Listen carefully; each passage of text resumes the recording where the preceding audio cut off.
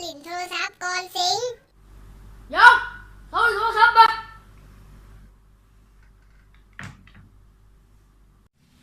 สิงแล้ว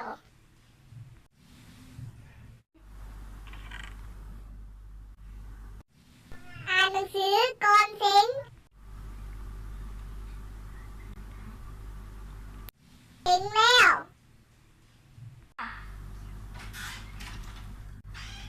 เสียงแล้วไม่ต้องอ่านอีกแล้วตื่นนอนก่อนสิง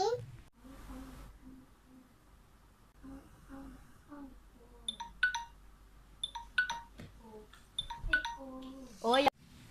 สิงแล้ว